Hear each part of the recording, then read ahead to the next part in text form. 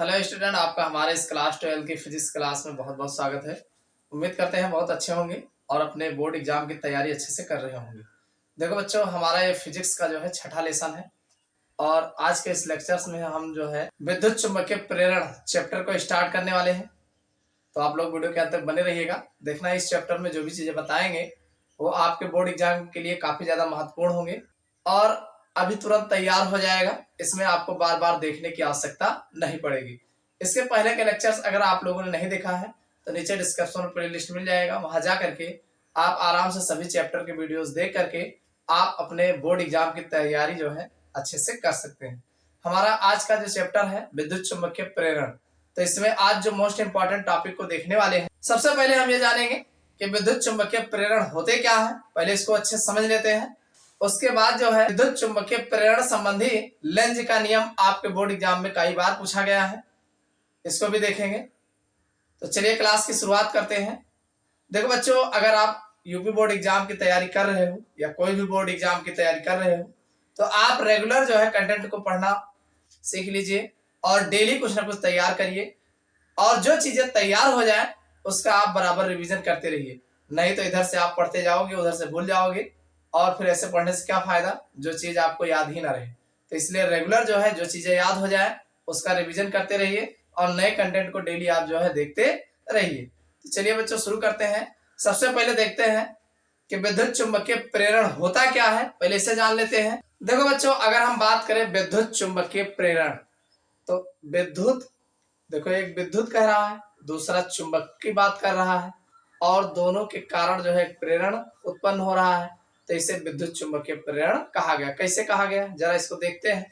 देखो भाई, कहा गया कि जब किसी कुंडली, देखो यहाँ पर कुंडली लिया जाएगा, तार की जो है कुंडलियां ली जाएंगी, समझ में आ गए भाई। विद्युत चुंबकीय प्रेरण उत्पन्न करने वाले हैं तो यहाँ पर हम कुंडली की बात करेंगे। किसकी बात करोगे? कुंडली की। हाँ, ऐसे कुंडली, कैसे कुंडली हो ऐसे, तो यहाँ पर हम कुंडली की बात करेंगे। तो ये कहा गया जब किसी कुंडली तथा चुंबक के बीच आपेक्षिक गति होती है। मान लीजिए यहाँ पर कोई चुंबक रखा है, एन है, एस है, जैसा तैसा हो, तो जब कुंडली और चुंबक के बीच आपेक्षिक गति होती है, यानी एक दूसरे के बीच जो है आपेक्षिक गति होती है, तो इसके कारण इनके बीच एक विद्युत वाहक बल उत्पन्न हो जाता है। यानी दोनों जब आपस में आपेक्षिक गति करते हैं तो इनके कारण इनके बीच जो है एक विद्युत वाहक बल उत्पन्न हो जाता है, यानी एक इस पर फोर्स काम करने लगता है, विद्युत वाहक बल उत्पन्न हो जाता है, जिससे कुंडली में एक प्रेरित धारा उत्पन्न हो जाती है। यानी भाई चुंबक है और ये कुंडली है, अगर कुंडली और चुंबक के बीच आपस में गति कराया जाए, दोनों में मूवमेंट्स कराया जाए, हल्का सा इधर उधर किया जाए, तो क्या होता है, इस कुंडली में जो है विद्युत वाहक बल उत्पन्न होता है और विद्युत वाहक बल उत्पन्न होने के कारण इसमें एक जो है प्रेरित धारा बहने लग जाती है। समझ में आ गए नहीं? तो वही कहा गया कि जिससे कुंडली में एक प्रेरित धारा उत्पन्न हो जाती है, इस घटना को ही विद्युत चुंबकीय प्रेरण कहा जाता है। भाई चुंबक की प्रेरणा से जो है विद्युत वाहक बल उत्पन्न हुआ और जब विद्युत वाहक बल उत्पन्न हुआ तो प्रेरित धारा बही, तो इसीलिए इसको विद्युत चुंबकीय प्रेरण कहा जाता है। समझ में आई बात कि नहीं? नहीं समझ में आया? देखो एक जमाने में जो है, बहुत पहले की बात है, एक टार्च आई थी, लाइट, हैंड लाइट जो लोग जलाते थे, तो उस टार्च में ये सिस्टम था कि सेल नहीं लगती थी। क्या सिस्टम था? सेल नहीं लगती थे। उसमें यह रहता था, जैसे मान लो टार्च है तो उसको ऐसे ऐसे 3-4 बार ऐसे इधर उधर करने पर खट खट खट उसमें कोई मैग्नेट पड़ा रहता था और चारों तरफ कॉइल से लगी रहती थी, और उसके बाद इसे खट खट करने के बाद उसके बाद आप जलाइए, आप जलेगी, बढ़िया तेज जलती थी और ज्यादा देर तक आप लगातार जलाते थे तो धीरे धीरे उसकी रोशनी डाउन होती चली जाती थी। तो फिर कुछ करना नहीं है, डाउन हो जाएगा, फिर आप 2-3 बार इधर उधर हिलाइए, फिर जलाइए, फिर जलेगी।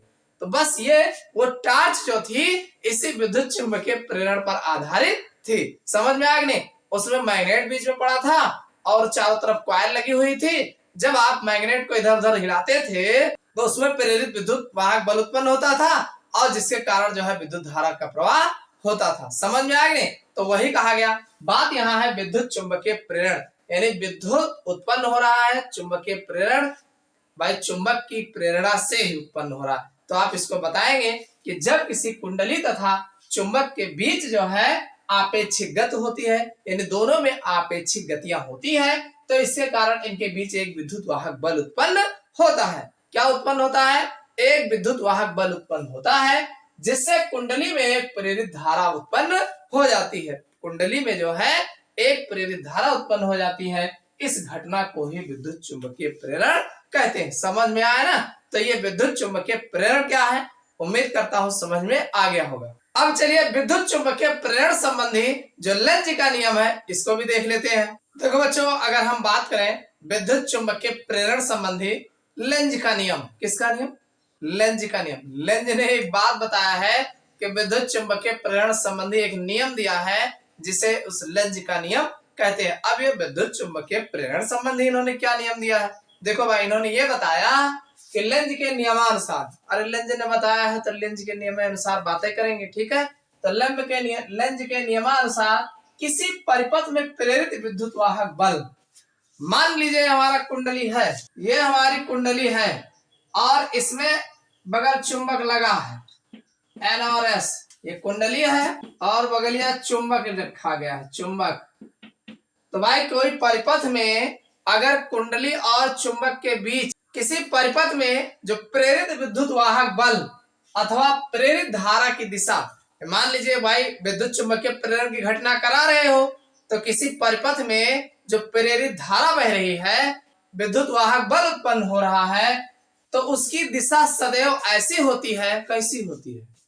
अरे कोई चीज उत्पन्न हो रहा है, चाहे प्रेरित विद्युत वाहक बल उत्पन्न हो रहा हो, चाहे उसमें कोई प्रेरित विद्युत धारा बह रही हो, तो उसकी दिशा सदैव ऐसी होती है कि वह उस कारण का विरोध करती है। उस कारण का विरोध, किस कारण का? जो कारण कर रहे हो, वो जिस कारण के द्वारा उसमें प्रेरित विद्युत वाहक बल उत्पन्न हो रहा है या प्रेरित धारा बह रही है, तो वो जो किसका विरोध कर रहा है? उस कारण का विरोध कर रहा है। समझ में आया कि नहीं? तो यही लेंज के नियम जो है कह रहे हैं, यानी उस कारण के कारण स्वयं उत्पन्न होता है। भाई देखो, ये आपकी कुंडली है, ये आपका चुंबक है, दोनों को एक दूसरे के नजदीक ला रहे हो, दूर ले जा रहे हो, तो इसके अंदर प्रेरित विद्युत वाहक बल उत्पन्न हो रहा है या प्रेरित धारा बह रही है। कुंडली में प्रेरित धारा बह रही है, तो धारा क्यों बह रही है? भाई जो आप इसके ऊपर कारण कर रहे हो, यानी चुंबक को कुंडली के नजदीक ला रहे हो, दूर ले जा रहे हो, इसमें जो आप प्रतिक्रिया कर रहे हो, तो जो कारण उत्पन्न हो रहा है, इसी कारण के विपरीत में ये जो है उत्पन्न, इस कारण के विपरीत जो है ये विद्युत धारा जो है इसमें उत्पन्न होता है। तो यही कारण को जो है लेंज ने बताया है। उन्होंने कहा भाई लेंज के नियमानुसार किसी परिपथ में प्रेरित विद्युत वाहक बल, भाई परिपथ में जो प्रेरित हो रहा है विद्युत वाहक बल अथवा प्रेरित धारा की दिशा, जो उसमें प्रेरित धारा उत्पन्न हो रही है, उसकी धारा की दिशा सदैव ऐसी होती है, कैसी होती है? कि वह उस कारण का विरोध करती है, उस कारण का विरोध करती है जिसके कारण वह स्वयं उत्पन्न होती है। यानी वो जो कारण, उस कारण का विरोध करता है जिसके कारण वो स्वयं उत्पन्न होता है। समझ में आया? भाई चुंबक है और चुंबक के आगे कुंडली रखी है, आप उस पर जो है एक दूसरे की प्रतिक्रिया करवा रहे हो, एक दूसरे में जो है आपेक्षिक गति करा रहे हो, तो भाई कुंडली में जो है धारा बह रही है।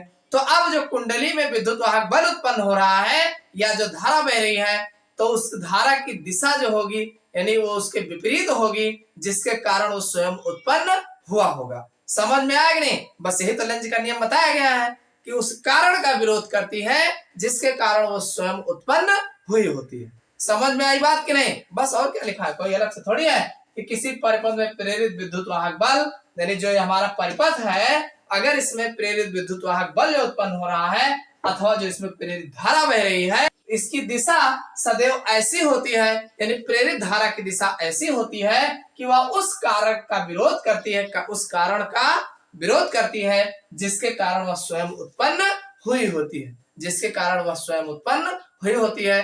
तो यही जो है विद्युत चुंबकीय प्रेरण संबंधी लेंज का नियम है। लेंज सीधा सीधा ये बताते हैं कि यदि कोई कुंडली में जो है चुंबक के द्वारा कोई प्रतिक्रिया किया जाता है, तो उसमें जो विद्युत वाहक बल उत्पन्न होता है या उसमें प्रेरित धारा बहती है, तो वह जो है उस कारण का विरोध करती है। किस कारण का? जिसके कारण वह स्वयं उत्पन्न हुई होती है। समझ में आ गई बात ना? तो ये लेंज का नियम है विद्युत चुंबकीय प्रेरण संबंधी। आपके बोर्ड एग्जाम में पूछा गया है, कई बार पूछा गया है, मोस्ट इंपॉर्टेंट है। उम्मीद करता हूं समझ में आ गया। देखो बच्चों, अगला जो टॉपिक है आपके बोर्ड एग्जाम में एक छोटी डिफिनेशन पूछा जाता है, 2 नंबर में पूछा जाता है कि चुंबकीय फ्लक्स क्या होते हैं। इसकी परिभाषा पूछा जाता है, इसका मात्रक क्या होता है और इसकी बीमा आपको लिखने के लिए कहा जाता है। देखो चुंबकीय फ्लक्स, इससे पहले आपने विद्युत फ्लक्स पढ़ा है, तो जैसे विद्युत फ्लक्स वैसे यहाँ पर चुंबकीय फ्लक्स भी आपका होता है। कैसे होता है भाई? कोई अगर मान लीजिए पृष्ठ है, मान लीजिए कोई पृष्ठ है और इस पृष्ठ से भाई चुंबकीय बल रेखाएं अगर गुजरती हैं, भाई इसके लंबवत जो है चुंबकीय बल रेखाएं अगर गुजर रही हैं, पृष्ठ के लंबवत जो है चुंबकीय बल रेखाएं अगर गुजरती हैं, तो इसे हम चुंबकीय फ्लक्स कहते हैं। तो वही कहा गया चुंबकीय क्षेत्र में रखे। कहाँ रखा गया है भाई? विद्युत क्षेत्र में नहीं रखा गया, यहाँ पे चुंबकीय क्षेत्र में रखा गया है। तो चुंबकीय क्षेत्र में रखे किसी पृष्ठ के लंबवत गुजरने वाली, कोई पृष्ठ है, सरफेस एरिया है, तो पृष्ठ के लंबवत गुजरने वाली चुंबकीय बल रेखाओं की संख्या को, यानी कितनी चुंबकीय बल रेखाएं गुजर रही हैं, उनकी जो संख्या होती है वही जो है चुंबकीय फ्लक्स कहा जाता है। समझ में आ गई नहीं? चुंबकीय फ्लक्स क्या है भाई? चुंबकीय क्षेत्र में स्थित। कहाँ स्थित होगा? चुंबकीय क्षेत्र में, विद्युत क्षेत्र में नहीं होगा, क्योंकि जब विद्युत क्षेत्र में बता रहे थे तो विद्युत फ्लक्स की बात कर रहे थे, हम यहाँ चुंबकीय फ्लक्स की बात कर रहे हैं। तो भाई चुंबकीय क्षेत्र में स्थित किसी पृष्ठ से लंबवत गुजरने वाली चुंबकीय बल रेखाओं की संख्या को चुंबकीय फ्लक्स कहा जाता है। इसको ध्यान रखिएगा, चुंबकीय क्षेत्र में रखे किसी पृष्ठ के लंबवत गुजरने वाली चुंबकीय बल रेखाओं की संख्या को चुंबकीय फ्लक्स कहते हैं। समझ में आया कि नहीं? अरे चुंबकीय क्षेत्र होगा और कोई पृष्ठ होगा और पृष्ठ के लंबवत, पृष्ठ ऐसे होगा तो चुंबकीय बल रेखाएं ऊपर नीचे होंगी। समझ में आया कि नहीं? लंबवत जो है चुंबकीय बल रेखाओं की जो संख्या गुजरती है उसे चुंबकीय फ्लक्स कहा जाता है। क्लियर भाई? चुंबकीय फ्लक्स फाई बराबर होगा बी ए। क्या हो जाएगा? बी ए होगा। चुंबकीय फ्लक्स फाई बराबर बी ए होता है। देखो आप समझ रहे हैं, ये पृष्ठ है, कोई पृष्ठ है और ये जो गुजर रही है ये जो है चुंबकीय बल रेखा है, चुंबकीय बल रेखाएं। भाई किसी पृष्ठ के लंबवत गुजरने वाली चुंबकीय बल रेखाओं की संख्या जो होती है वो चुंबकीय फ्लक्स होता है। तो चुंबकीय फ्लक्स फाई बराबर बी ए हो जाता है। क्या होता है? बी ए होता है। अब मान लीजिए चुंबकीय बल रेखाएं किसी कोण पर अगर गुजरती हैं, तो कोण पर अगर गुजरेगी तो फाई बराबर ये हो जाएगा बी ए कॉस थीटा हो जाएगा। क्या हो जाएगा भाई? अगर किसी कोण पर गुजरती है तो ये हमारा फाई बराबर बी ए कॉस थीटा हो जाएगा। समझ में आई बात कि नहीं? चुंबकीय फ्लक्स क्या है, इसका फार्मूला क्या बनता है। अब इसके अगर हम मात्रक की बात करें तो इसका जो मात्रक होता है भाई, चुंबकीय फ्लक्स का मात्रक जो होता है वेबर होता है। क्या होता है? वेबर। समझ में आ गया नहीं? इसका मात्रक वेबर होता है और इसकी जो बीमा होती है, बीमा, इसको ध्यान रखिएगा, M L square T minus 2 A inverse होता है। क्या होता है? इसको ध्यान रखिएगा, M L square T minus 2 A inverse जो है इसकी बीमा होती है। तो इसका मात्रक वेबर हो गया और इसकी बीमा M L square T minus 2 A inverse होता है। समझ में आया कि नहीं? चुंबकीय फ्लक्स क्या होते हैं? चुंबकीय क्षेत्र में स्थित किसी पृष्ठ के लंबवत गुजरने वाली चुंबकीय बल रेखाओं की संख्या को चुंबकीय फ्लक्स कहते हैं। फाई बराबर बी ए होता है। अगर ये चुंबकीय बल रेखाएं किसी कोण से गुजरती हैं तो फाई बराबर बी ए कॉस थीटा होता है और इसका मात्रक वेबर होता है। इसकी बीमा M L square T minus 2 A inverse होता है। समझ में आ गया होगा कि विद्युत चुंबकीय प्रेरण क्या होते हैं, विद्युत चुंबकीय प्रेरण संबंधी लेंज का नियम क्या होता है और चुंबकीय फ्लक्स होते क्या है, इसका मात्रक क्या है और इसकी बीमा क्या है। उम्मीद करता हूँ ये तीनों बातें आपको अच्छे समझ में आ गई होगी। ये वीडियो आपको कैसा लगा कमेंट करके जरूर बताइएगा। वीडियो को लाइक नहीं किया और लाइक कर दीजिएगा। फिर मिलते हैं अगले क्लास में इसके और अगले टॉपिक को ले